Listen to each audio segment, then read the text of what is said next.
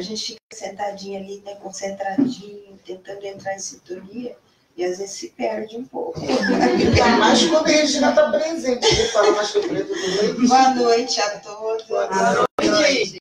Gratidão à casa por mais essa oportunidade de serviço. Que a paz do Mestre Jesus esteja em nossos corações. Bom, hoje a gente vai falar sobre reforma íntima. Temos ali, né, uma figura meio autoexplicativa, não precisa falar muita coisa, né? A lagartinha que passou pelo processo de transformação e se transformou numa borboleta. Assim somos nós, não é? Às vezes somos um pouco lagartinhas, e aí precisamos passar pela transformação para nos reinventarmos e nos transformarmos em borboletas. Vamos lá, então. O que é reforma íntima? Quem pode me dizer? O que é reforma íntima? Quem arrisca? Vou falar por mim. É você pegar as suas... Não dá para pegar todas de uma vez só, mas você tomar mão de uma má inclinação tua e transformar ela de maneira que ela se torne uma qualidade. Ou transformar ela, se não puder ser uma qualidade, que você elimine ela da sua vida. Ok. Isso é reforma íntima. É isso que eu estou fazendo. Alguém mais quer falar alguma coisa, senhora? Eu acho que uma vez alguém me falou que a maior viagem que o ser humano faz, que é para o seu interior, para dentro de você. E tem, eu acho, um tópico muito importante que é o autoconhecimento. Uhum. Não é uma viagem fácil, é super difícil de aprender, e mas a gente tem que fazer. Qualquer mudança é sempre trabalhosa, não é? Uma das coisas que a gente aprende é que qualquer decisão que nós tomarmos na nossa vida vai nos levar a uma perda. Qualquer decisão que eu tomo me leva a uma perda, porque tomar uma decisão implica em duas vertentes. Aí eu opto por uma. Obrigada, Débora. Obrigada. Eu opto por uma, eu acabo perdendo a outra. Vamos dar uma olhadinha, então. Reforma íntima é um processo contínuo de autoanálise, de conhecimento de nossa intimidade espiritual, libertando-nos de nossas imperfeições e permitindo-nos atingir o domínio de nós mesmos. Agora vamos lá. A gente sabe que estamos ainda muito mais próximos da partida do que da chegada, não é isso? No nosso processo de evolução do espírito, de busca da iluminação. Então, neste nível que nós nos encontramos, que é o segundo nível ainda de provas e expiações, já em transição para a regeneração, nós ainda temos muitas casquinhas para tirar. Concordam? A gente tem muito, mas muito ainda, para trabalhar, para alcançarmos a perfeição, alcançarmos a iluminação. Então, a gente tem que estar num processo contínuo. Agora, o processo contínuo é assim. Hoje eu descubro, por exemplo, que eu adoro uma fofoquinha. Então, eu preciso me concentrar nisso, me conhecer, procurar descobrir, Verinha, por que você adora uma fofoquinha? O que isso te traz? Te traz prazer? O que isso te dá? Porque uma das coisas que a gente precisa aprender é não lutar. Porque a gente tem mania, eu vou lutar contra o meu vício. Fofoca é vício. Eu vou lutar contra o meu vício. Não, quanto mais você luta contra algo, mais força você dá. Você não vai lutar, você vai entender. O autoconhecimento é porque eu preciso entender por que eu ajo assim. E buscar uma autoiluminação em relação àquilo. Por que eu ajo assim? Qual a razão que me leva a agir assim? E aí eu vou, como a gente diz, iluminar. Eu vou transformar. Né? Porque isso é uma forma da gente se auto-amar. Porque olha só, Deus nos criou simples, ignorantes, perfectíveis e nos ama incondicionalmente. Se Ele me ama com todos os defeitinhos que eu tenho, então por que eu não vou me amar? Porque eu acho que eu não mereço ser amado. Eu sou um aprendiz do Evangelho de Jesus. Eu sou aprendiz. Se Jesus me ama, se Deus me ama, por que eu não vou me amar? Deus sabe, melhor do que eu, os erros que eu ainda cometo. Mas Ele jamais deixa de me amar por isso. Então é isso que a gente precisa buscar. No processo de autoamor, a gente se acolher, me acolher. No processo de autoconhecimento, me acolher. E aí me autoiluminar. Buscar um recurso para me ajudar. Eu preciso de um psicólogo, eu preciso de um conselheiro, eu preciso de uma aula. O Centro Espírita oferece tudo isso, por exemplo, para nós que somos espíritas. Quem não é espírita tem outros meios que pode recorrer. Porque isso aqui não é só para espírita, não. É para todo ser humano. Vamos continuar? Por que a reforma íntima? Alguém pode me falar mais alguma coisinha? Por que razão a gente deve fazer a reforma íntima? Para depurar o nosso espírito. Para Depurar o nosso espírito. depurar o nosso espírito. Sim. Para a gente, como eu já disse, para a gente mudar. Para a gente progredir no nosso processo de aprendizado. Porque enquanto nós não entendemos os nossos erros e tentamos nos melhorar, nós não caminhamos, certo? Nós Ficamos paradinhos. E a gente já ficou muito parado, concordam? A gente já perdeu muito tempo. A gente não pode mais. A gente precisa realmente começar a trabalhar por nós e para nós. Porque é o meio de nos libertarmos das imperfeições e de fazermos objetivamente o trabalho de burilamento dentro de nós, conduzindo-nos ao aprimoramento do nosso espírito. Quando a gente fala em burilamento, isso implica incômodo, não implica? Mudança incomoda? Sim. Mudança incomoda. Por que mudança incomoda? No trabalho. A gente sai da Sai zona da de zona de conforto. É tão bom, né? Ficar lá no sofazinho de perna pro ar, né? Que delícia. Mexe comigo não, olha que delícia. Ainda mais no friozinho, né? Que gostoso. Mas vai me trazer algum progresso? Não. E aí quando a gente toca naquela feridinha, dói. Às vezes dói pra caramba, não dói? Aí a gente tira o dedo, deixa ela, não mexer com ela, não. O que vai acontecer com ela? Vai ficar aberta.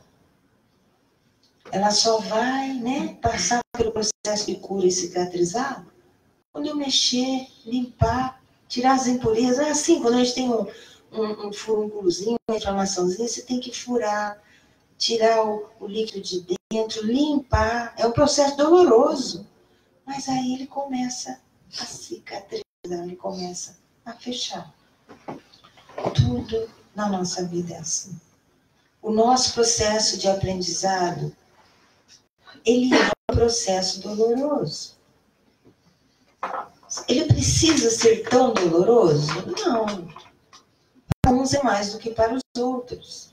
E às vezes, para a gente trabalhar uma coisa é mais dolorosa que trabalhar outra. Eu posso também trabalhar sem sentir dor. Ou se eu sentir muita dor, posso. Feliz de nós quando conseguimos.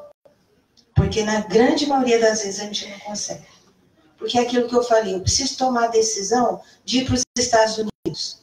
Meu Deus, eu tenho que deixar minha vida inteira aqui, tudo que eu aprendi, toda a minha cultura, minha família. Olha só. Né? A gente tem que trabalhar tudo aquilo que... A minha zona de conforto, eu vou dar um passo na incerteza, na insegurança. Será que vai dar certo? Será que não vai dar? Como vai ser? É um processo doloroso. Mas não é bom estar aqui? Quanto cada um de nós cresceu estando aqui? Então, o processo de reforma íntima é assim. A gente precisa ter a coragem de ou deixar ou transformar. para a gente poder avançar. Onde fazer reforma íntima? Quem sabe me dizer? Em tudo aquilo que nós necessitamos reformar dentro de nós, nas nossas imperfeições. Né? Ela disse em tudo aquilo que nós precisamos reformar dentro das nossas imperfeições. Vamos ver. Primeiramente, dentro de nós mesmos. Depois, em todos os campos de nossa existência, com os familiares, colegas de trabalho, amigos, inimigos e meios que vivemos. Olha só, Jesus quando falou, amai ao vosso próximo como a ti mesmo, ele diz, ama o seu próximo como você ama a você mesmo. Então já ficou implícito que começa sempre em mim. Eu preciso primeiro trabalhar em mim, porque se eu não trabalhei em mim, como eu vou conseguir trabalhar no outro? E olha só, quando eu trabalho em mim, reflete a minha volta. Se eu mudo a minha atitude comigo, os primeiros a perceber são os que estão perto de mim, os familiares. Às vezes os colegas de trabalho, às vezes a gente tem uma pendenguinha lá com o colega de trabalho, a gente está sempre irritado, nervoso com ele, né? Esse cara me irrita, me perturba, não sei o quê. Aí um dia eu falo, sabe o que é? A partir de agora, todo dia antes de sair de casa, eu vou fazer uma oração por ele, para ele chegar. Eu chegar tranquila, ele também, fazer uma oração por nós. A gente tem que conviver todos os dias, então vou fazer uma oração. Aí você começa a fazer uma oração por você e pelo colega. Vai fazendo, vai fazendo, vai fazendo. Aí um dia, aí você começa a chegar mais tranquila. Aí ele também começa a ficar mais tranquilo. Aí um dia, vocês acabam se aproximando. Aí, calma, tranquilamente. E aí o colega fala, nossa, como você mudou. Né? Você mudou. Por quê? Você mudou, o outro mudou também. Não é? É uma resposta à sua mudança. Dentro de casa é a mesma coisa. Às vezes, a gente tem discussões, a gente tem, como que fala, atritos por coisas bobas. Uma louça por lavar, uma sujeira não limpa, uma bagunça, uma não sei o quê. Aí um dia você fala, quer saber uma coisa? Não vou ligar mais para isso. O que acontece? As coisas mudam, a energia muda. Então, quando você trabalha em você, você influencia todos que estão ao seu lado. E chega um ponto que, de repente, alguém te pergunta, nossa, o que você fez que você mudou tanto? E aí você pode começar a trabalhar fora de você. Mas primeiro nós precisamos trabalhar em nós. Porque eu não vou conseguir auxiliar o outro na necessidade dele se eu não conseguir me auxiliar na minha. Eu não vou nem saber por onde começar. Então, sempre começa em nós. E aí, a gente vai expandindo. Tem aquela historinha, alguém já deve ter ouvido falar da historinha do menininho que queria um mundo azul. Ele queria um mundo azul. Ele falava para as pessoas, pinta a sua casa de azul, pinta a sua cerquinha de azul, pinta. E ninguém pintava. Aí ele decidiu que ele ia começar a pintar os brinquedinhos dele de azul, aí pintar a cerquinha da casa dele de azul. As vizinhos foram vendo, olha que lindo, eu vou pintar a minha também. E ele conseguiu que o mundo ficasse azul, partindo dele, não do outro. É de dentro para fora, não é de fora para dentro, a mudança. Quando fazer reforma íntima? Quem sabe como fazer reforma íntima? Diariamente. O momento é agora e já. Não há mais o que esperar. O tempo passa e todos os minutos são preciosos para as conquistas que precisamos fazer no nosso íntimo. Como a gente falou há pouco, a gente não tem mais tempo. A gente já está atrasado em algumas coisas. A nossa humanidade está atrasada. Nós precisamos correr. A gente precisa fazer diariamente, todos os dias. Se não damos conta de tudo, escolhemos algumas e vamos trabalhar nelas. Não há mais tempo a perder. As coisas estão acontecendo numa velocidade, numa rapidez, que a gente não dá conta de acompanhar. A gente precisa correr, porque o nosso tempo está curtinho. Como fazer nossa reforma íntima? Quem pode sugerir alguma coisa? Entendendo os nossos erros, admitindo, entendendo as nossas necessidades. Eu costumo dizer oportunidade de melhoria. Olha que palavra linda. Ah, o meu defeito. Não, não é o meu defeito, é a minha oportunidade de melhorar a mim mesmo. Né? Santo Agostinho nos diz, está lá no Livro dos Espíritos, quando estiverdes indecisos sobre o valor de uma de vossas ações, inquiri como a qualificaríeis se praticada por outra pessoa. Se a censurais no trem, não a podereis ter por legítima, quando for o seu autor, pois que Deus não usa de duas medidas na aplicação de sua justiça. Então, isso aqui serve para a gente identificar. Alguém faz uma coisa comigo que eu não gosto. Né? Aí, qual que é a minha medida? Se eu não gostei que ele fez comigo, eu me pergunto, será que eu estou fazendo isso com alguém também? Porque muitas vezes a gente faz isso, né? A gente aponta o dedo para o outro e fala, para de fazer isso. Sabendo que a gente faz e não dá conta de parar. Aí a gente fala para o outro, para você. A gente usa o outro como espelho. Quantas vezes fazemos isso? Exigimos do outro o que nós não conseguimos dar conta. Então a minha medida é essa. Aí eu não gostei. Por que eu não gostei? Aonde isso me tocou? Tocou no meu sentimento? Por quê? Né? Por que razão me afetou? Porque uma coisa é certa, se o outro faz alguma coisa que me afeta, a questão não está no outro, está em mim. Porque se não me afetasse, ele ia fazer, eu não ia nem me dar conta. Então, quando eu percebo, opa, se me afetou, aí vem o autoconhecimento. Por que razão? Aonde me tocou? Aonde doeu? O que eu preciso trabalhar aqui? Para que não me afete mais, né? E ao mesmo tempo me serve como medida em relação ao outro. Se doeu em mim, doeu no outro também. Então, se eu não quero que ele faça comigo porque doeu, eu também não vou praticar com ele. Examinai o que pudeste ter obrado contra Deus, depois contra o vosso próximo, e finalmente contra vós mesmos. As respostas vos darão ou o descanso para a vossa consciência, ou a indicação de um mal que precisa ser curado. É a continuidade do que ele estava falando lá. Eu vou parar e vou examinar. Eu fiz alguma coisa contra a lei? Porque Deus é representado pelas leis naturais divinas. São as leis naturais divinas que nos conduzem, nos dizem como fazer e o que fazer. Se eu fiz alguma coisa que está contra a lei natural, ou então contra o meu irmão, ou às vezes contra mim mesmo. Quantas vezes, por exemplo, nós que temos, por exemplo, às vezes um vício, vamos dizer o vício do álcool. A gente sabe que o álcool faz mal, mas a gente continua tomando. Então, eu estou fazendo mal contra quem? Contra mim mesmo.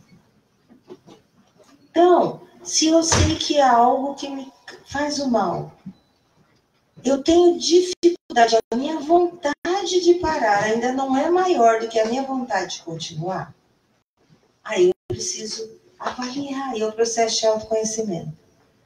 Eu preciso parar, porque eu sei que me faz mal, mas eu não dou conta. Eu preciso de ajuda. Eu vou precisar.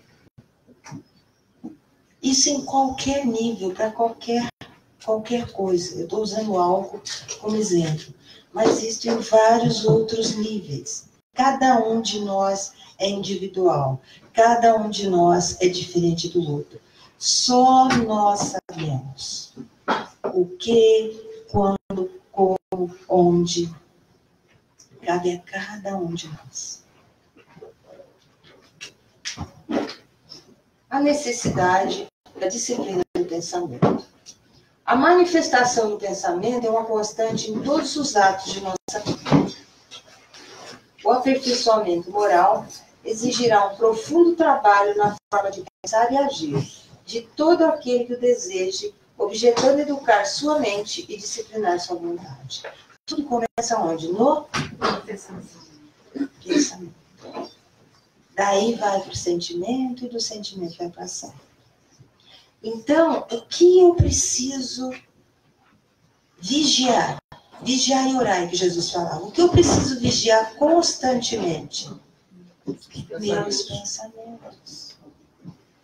Quantas vezes a gente briga com a pessoa em pensamento? Às vezes, por uma questão mínima, a gente fica, não, quando eu encontrar ele, eu vou fazer isso, eu vou falar aquilo, eu vou acusar disso, eu vou fazer aquilo, e você fica ali o dia inteiro, você levanta de manhã pensando no assunto, você vai dormir de noite pensando no assunto, amanhã a mesma coisa, semana a mesma coisa. Eu vivenciei uma situação lá no Amor e Luz, que assim, ela é bem própria, né? E mostra pra gente o que a gente causa pra gente com um pensamento cíclico desse. Um dia, eu estava no corredor, isso aconteceu no endereço antigo, eu estava no corredor, veio uma moça, eu conhecia, ela não era trabalhadora da casa, ela frequentava, ia assistir palestra, tomava passe. Ela veio, eu preciso falar com você. Aí eu falei, tá bom. Ela falou assim, não, eu quero te pedir desculpa, porque não foi intencional. Eu vi que você ficou chateada comigo, você já nem fala direito comigo.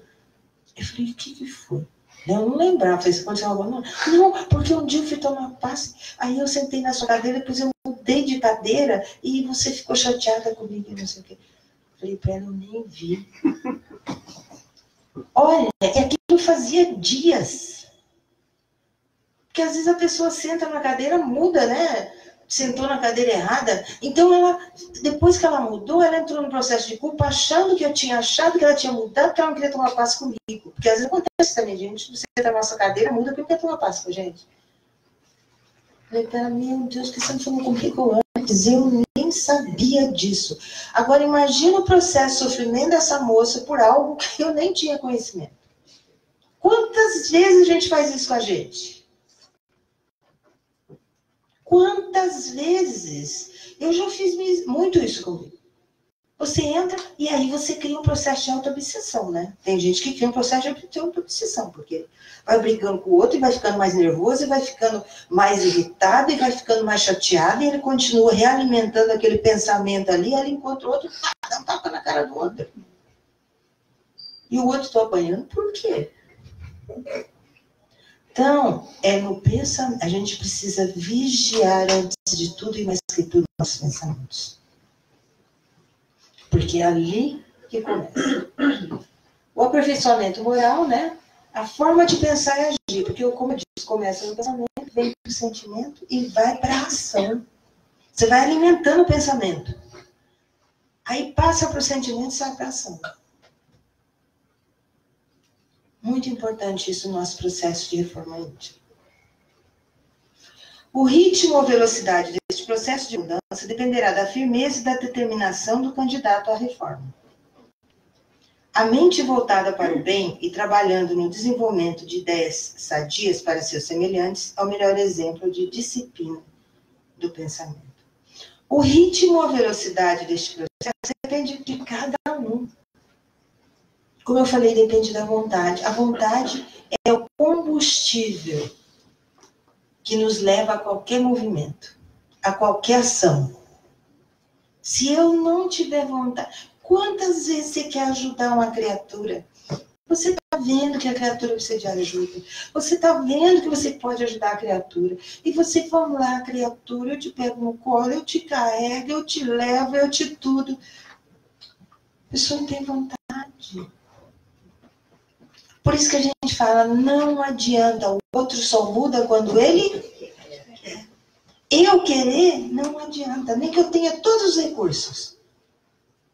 Só se ele quiser, ou seja, se ele tiver vontade. Sem vontade, ninguém faz nada. Não se faz reforma íntima, não se chega ao autoconhecimento se não tiver vontade. Até porque dá trabalho, a gente falou, é trabalhoso. Então tem que ter uma vontade firme, tem que ter fé, tem que orar, pedir ajuda. Senhor, quantas vezes na minha vida eu já fiz, Senhor, dá-me força e coragem aí, porque ó, tá duro, tá dando conta não, me ajuda. E quantas vezes você não chega, meu irmão, olha, me ajuda, eu não estou dando conta. A gente precisa reconhecer quando a gente não dá conta e precisa de ajuda. É uma forma de se autoconhecer também. A mente voltada para o bem, trabalhando no desenvolvimento de ideias sadias, para os seus semelhantes, é o melhor exemplo de disciplina do pensamento. O Chico, quando as mães chegavam lá, Chico, meu filho, morreu, Chico, o que eu faço? Busca o necessitado, irmã, e vai ajudar. Busca alguém que precisa de ajuda e vai ajudar. Você conheceu ele fazia isso mesmo? Todo mundo que ia buscar ajuda lá com o Chico, ele virava e falava, busque alguém para ajudar. Por quê? Ele, na sua sabedoria, sabia, primeiro, quando você olha para a dor do outro, você esquece da sua. E muitas vezes a dor do outro é muito maior que a sua. Aí você realmente entende o seu processo. E vê, puxa vida, não está tão ruim para mim assim. E quando você está pensando, a minha avó sempre falava, como é que é? A maioria das avózinhas falava isso, né? Mente vazia, oficina do diabo, é isso? Mente vazia, oficina do diabo. Quando você não tem nada de bom na cabeça, só aparece porcaria. Quando você volta para o bem, quando você busca um trabalho voluntário, vai trabalhar no centro espírita, ou vai trabalhar, vai fazer uma visita a um nursing home, ou vai a um hospital, ou vai... Qualquer coisa que você faça por um irmão em necessidade, te ajuda a ocupar a sua mente. Ou por você mesmo. Vai estudar, vai aprender alguma coisa, que vai te auxiliar, vai preencher o seu pensamento, vai preencher o seu coração. Vai em busca de algo positivo. Que isso é o melhor exemplo de disciplina. O que podemos fazer? O que podemos fazer para nos transformarmos continuamente?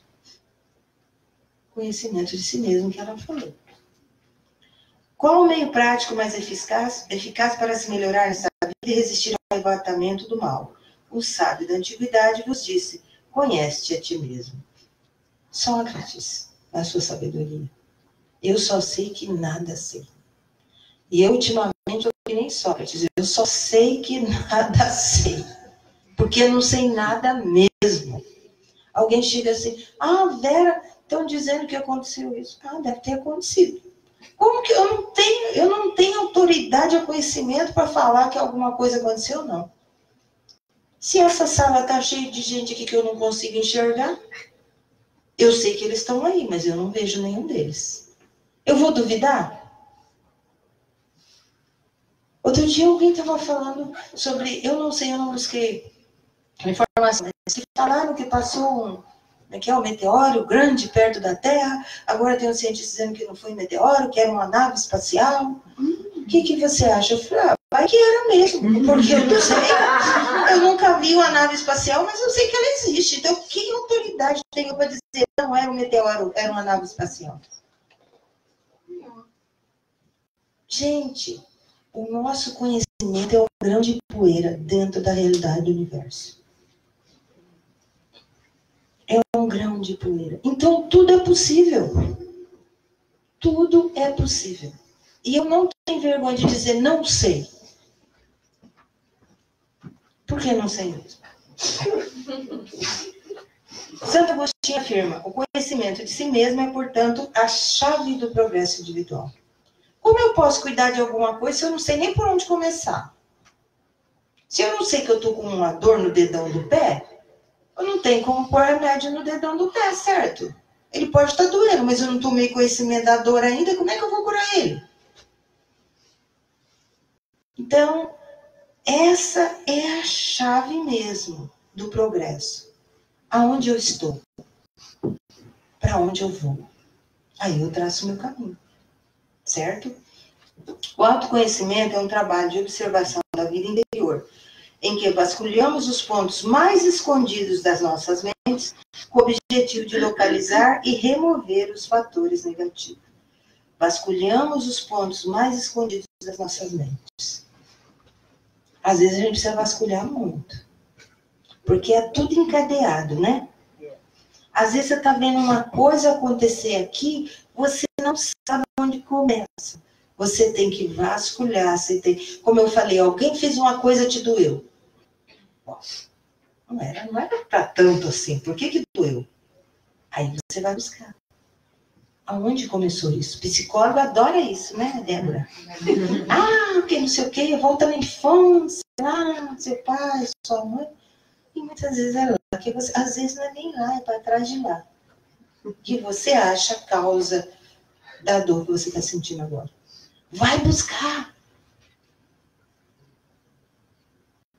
Porque senão tem muita gente que passa a vida toda enrascada em alguma coisa que está lá. E isso, a Débora, que é psicóloga, pode me falar isso com mais propriedade. Quantos crimes são cometidos? Porque o crime foi cometido comigo, foi cometido com meu pai, foi cometido com meu avô. Vai repetindo, repetindo, até que alguém pare e fala, não, peraí, aonde começou tudo isso?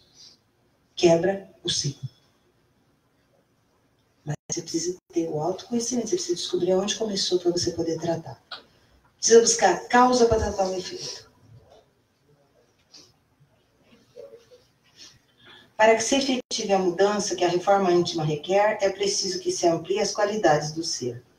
Para que os aspectos negativos do caráter, como o egoísmo, o orgulho, a vaidade, possam ser combatidos de imediato.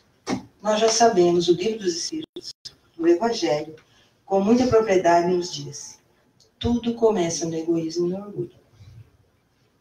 Tudo é filho do orgulho e do egoísmo. O que é o egoísmo? O egoísmo é aquele que fala assim, primeiro eu, depois o resto, primeiro eu, o melhor para mim. Para o resto. Não é assim que a gente faz sempre? Eu, minha família, meu filho, meu trabalho, meu carro, minha casa. Aí depois os outros. Egoísmo. A gente não reconhece no outro o mesmo direito que eu tenho. A gente não reconhece no outro que ele é filho de Deus como eu sou. Portanto, com os mesmos deveres e direitos que eu. E às vezes a gente reconhece nos outros o dever e na gente o direito. Então, às vezes a gente se esquece que para mim ter o direito, eu preciso primeiro cumprir o dever. Então, a gente precisa trabalhar muito egoísmo e orgulho. Porque muitos da nossa, a maioria absoluta das nossas imperfeições começam aí.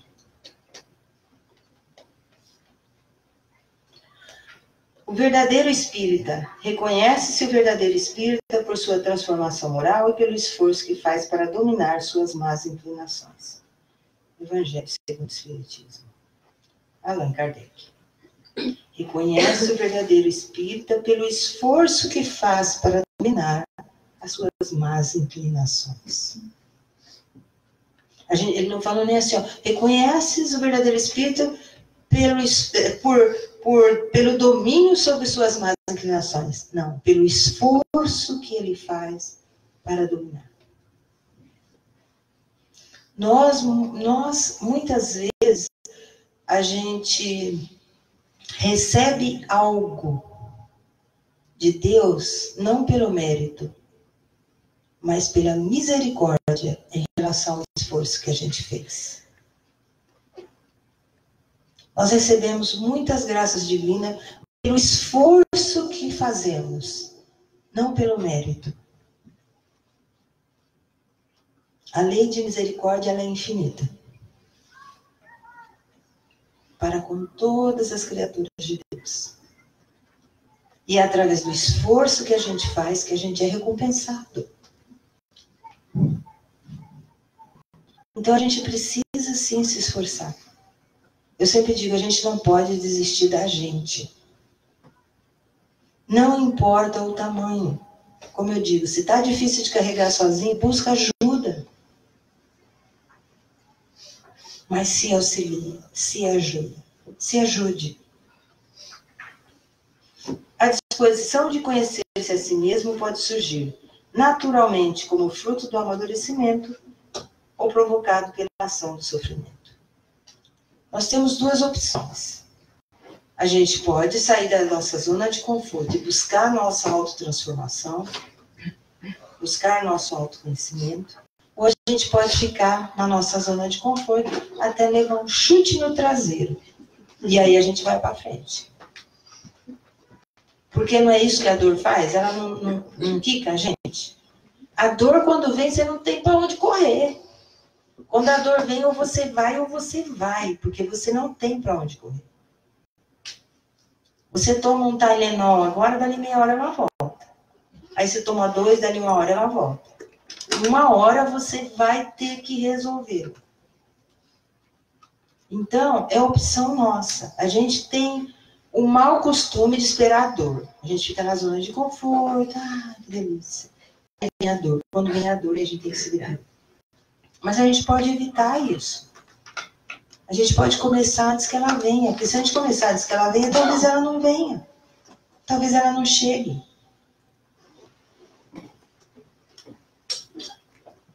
A lei de liberdade nos dá o livre-arbítrio para decidirmos. E a espiritualidade respeita. A espiritualidade respeita as nossas decisões. Até quando elas são erradas. Uma vez que somos nós que dirigimos a nossa evolução, que somos donos da nossa evolução, somos respeitados até a decisão de errarmos. Muitas vezes o nosso anjinho de guarda fica lá, não vai por aí, não, aí não. Eu às vezes falo, oh meu Deus, como os nossos anjinhos de guarda devem sofrer, né? Ele deve ficar assim, não, eu já passei por aí, não. Aí você põe o pé lá, pá. Aí ele vem com Mentiolate, que cura mais rápido. A gente muitas vezes não faz isso. Mas ele não pode tomar decisão por nós. Se eu quiser passar, mesmo ele sabendo que vai doer, ele vai permitir. Porque o processo de aprendizado é meu, não é dele. Ele pode me auxiliar, pode me intuir, mas o processo, o aprendizado é meu. Então, ele respeita. Conhecer-se pela autoanálise. Santo Agostinho nos oferece o resultado da sua própria experiência. Pergunta 919A. A autoanálise fundamenta-se numa visão transcendental da vida. A compreensão integral do homem se apoia em 3 princípios fundamentais. Princípio filosófico, paz com a verdade. Né? A gente sabe quando a gente está mentindo. Às vezes a gente tenta mentir até para a gente mesmo. Mas a gente sabe que está mentindo. Por que nós sabemos que estamos mentindo?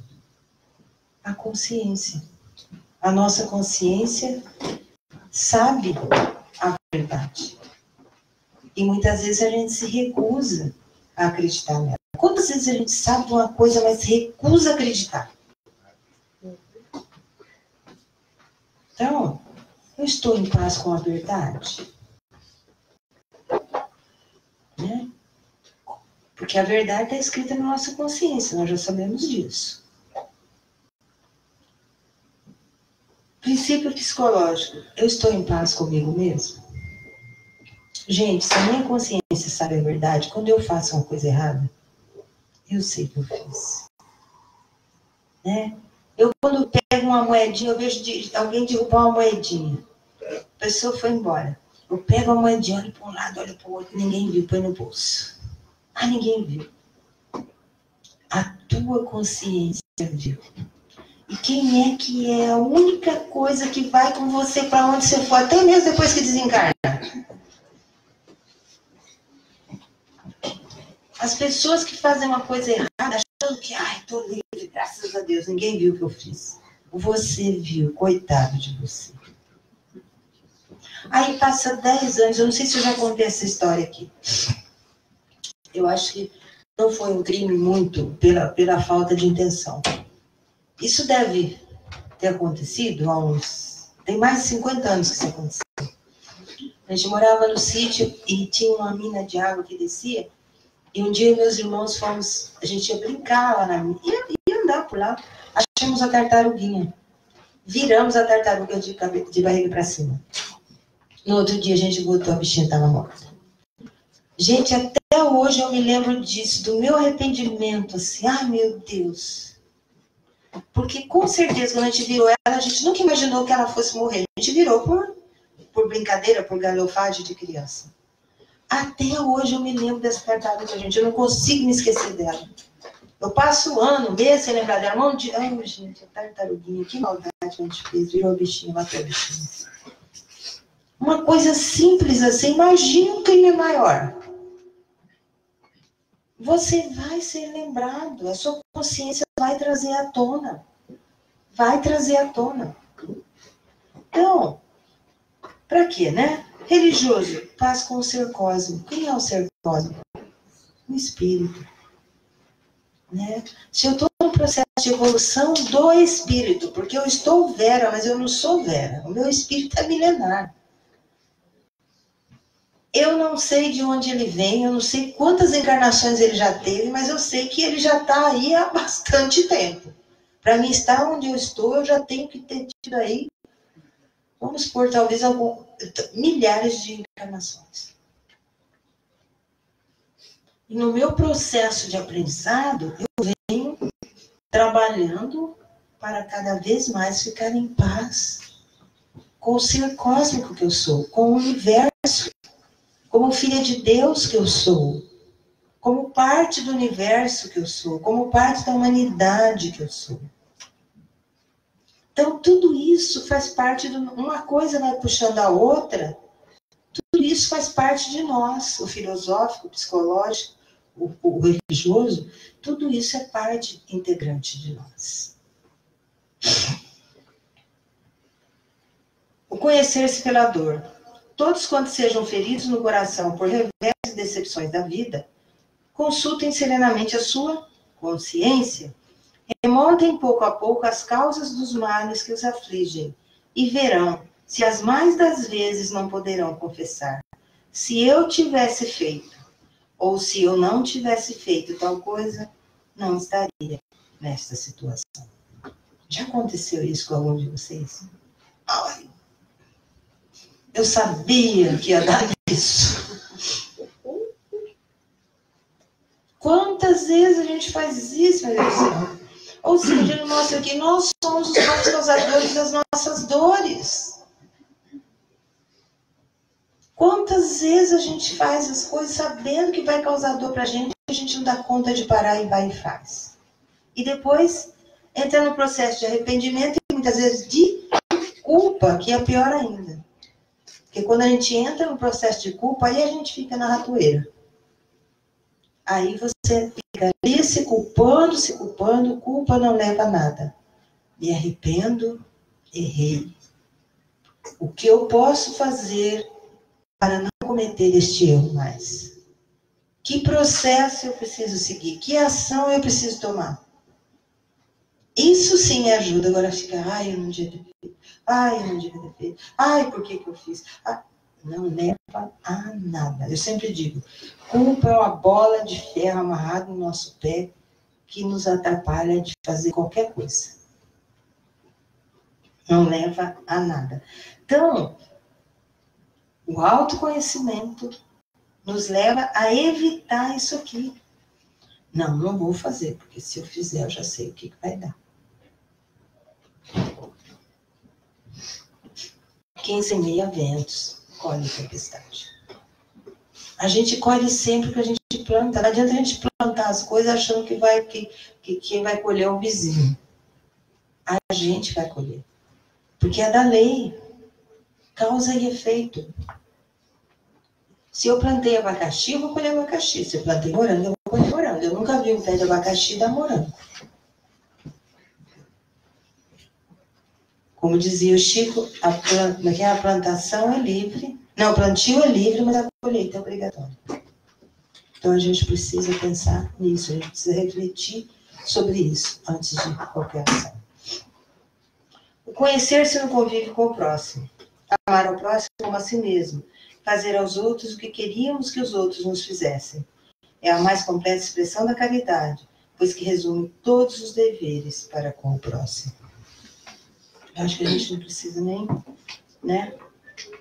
discutir isso. Amar ao próximo como você ama você mesmo.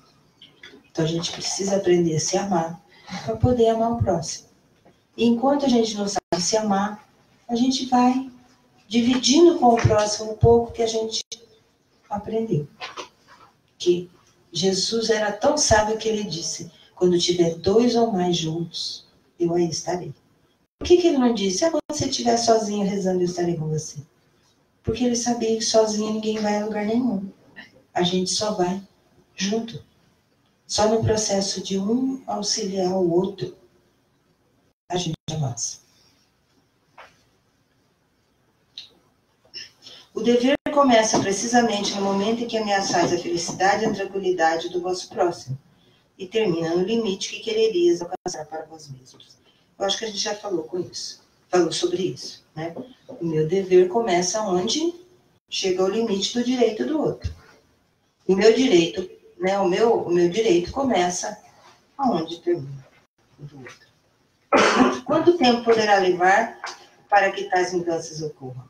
O tempo não importa. O que importa é o esforço contínuo que se faz para atingir a transformação íntima. O tempo, cada um tem o seu tempo, cada um tem a sua velocidade, cada um tem o seu ritmo. O importante é jamais parar. É a gente estar no esforço contínuo, continuadamente, nos auxiliando nesse processo de autotransformação. Não espere chegar no além para cuidar das coisas do espírito. Não faça isso. Comece agora mesmo onde estiveres.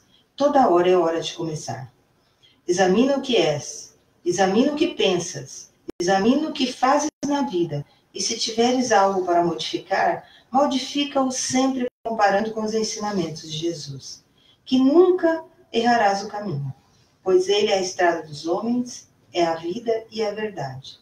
Diante de todos os esforços do bem, ele criará em teu coração uma luz que, brilhando, não te deixará perder os passos na direção daquele que sempre nos guiou. Nosso guia e modelo é Jesus, então é para ele que a gente sempre vai olhar. É no seu evangelho que a gente vai sempre buscar. No seu evangelho a gente vai sempre encontrar resposta para todas as nossas perguntas, para todas as nossas dúvidas. O evangelho vai sempre mostrar o caminho a seguir. Colocando em prática o evangelho em nossas vidas, a gente vai sempre estar no caminho certo. Aí a gente tem, eu só queria mostrar, vocês podem buscar na internet depois, por exemplo, existem planos de trabalho para a vida toda. Você começa com faça o que é certo, não o que é fácil. O nome disso é ética. Para realizar as coisas grandes, comece o pequeno. O nome disso